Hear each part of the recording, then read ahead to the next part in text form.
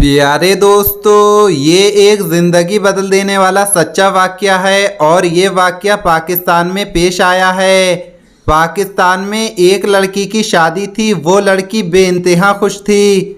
लड़के और लड़की वाले पहले से ही एक दूसरे को अच्छी तरह से जानते थे। दोनों खानदानों के आपस में बहुत अच्छे ताल्लुकात थे।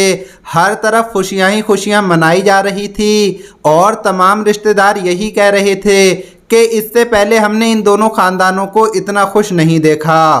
मगर कौन जानता था कि ये खुशी के दिन कितने दिनों तक के लिए हैं। इसके बाद लड़की का निकाह पढ़ाया गया और वो रुखसत होकर अपने ससुराल आ गई।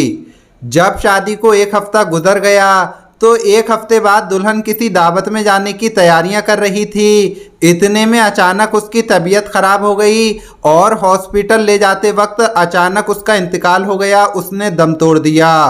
वो घर जहां एक हफ्ते पहले खुशियां थी, वहां मातम छा चुके थे। बुरी तरह से लोग रो रहे थे। किसी को यकीन नहीं हो रहा था कि ये क्या हो गया। कुछ देर बाद मैयत को गुस्ल दिया गया और फिर देखते ही देखते एक नई नवेली दुल्हन को दफना दिया गया।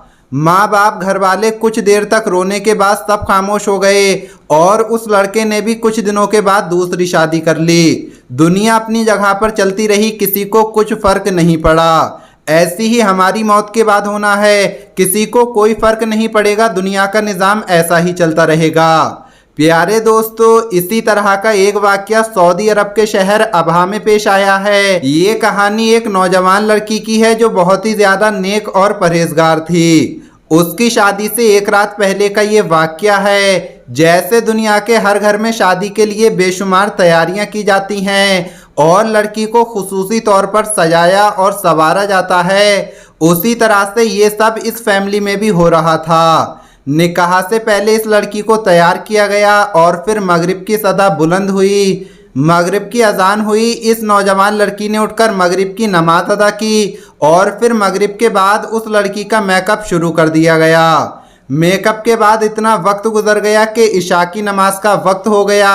इस नेक लड़की ने जब इशा की अजान सुनी, इशा की अजान की सदा सुनी, तो उसके दिल में ये ख्याल आया कि शायद मगरिब के लिए किया गया उसका वुज़ू अब कायम नहीं रहा। इसलिए वो वुज़ू करने के लिए उठकर अपने कमरे की तरफ जाने लगी। वो लड़की अभी वुज़ू करने की तैयारियां कर ही रही थी कि उसकी माँ उसके कमरे में आ गई और उस लड़की से पूछने लगी कि तू क्या करने का इरादा कर रही है। उस लड़की ने अपनी माँ को बताया कि इशा की नमाज का वक्त हो चुका है और मैं चाहती हूँ कि दोबारा से वुज़ू करके इशा की नमाज अदा कर लूँ।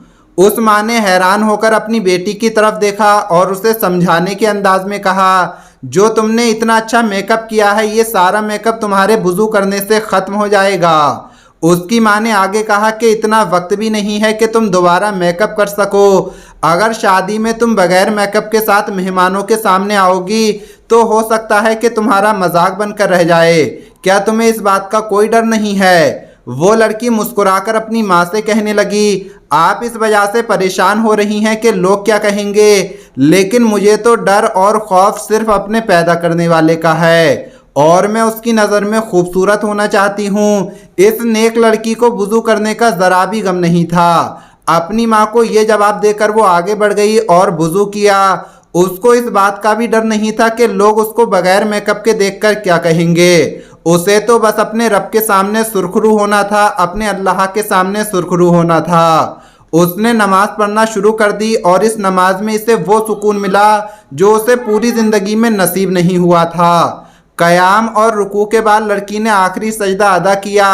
उस सजदे के बाद वो उठ न सकी। आपको जानकर अफसोस होगा कि उस लड़की का इंतकाल हो चुका था, मगर खुशी इस बात की थी कि ऐसा सजदा बहुत कम लोगों को नसीब होता है। जब उस लड़की की माँ उसे बुलाने के लिए उसके कमरे में आई तो काफ़ी देर तक आवाज़ें देती रही और जब करीब जाकर उसे हिलाया तो पता चला कि थोड़ी देर पहले सजदे की हालत में वो लड़की इंतकाल कर चुकी है, उसकी मौत हो चुकी है। उसकी माँ ये देखकर ज़ोर ज़ोर से रोने लगी। उसने अपनी मुर्दा बेटी से कहा कि तुम बिल्कुल ठीक कहती थी, रब की खुशी लोगों की खुशी से ज़्यादा बेहतर है।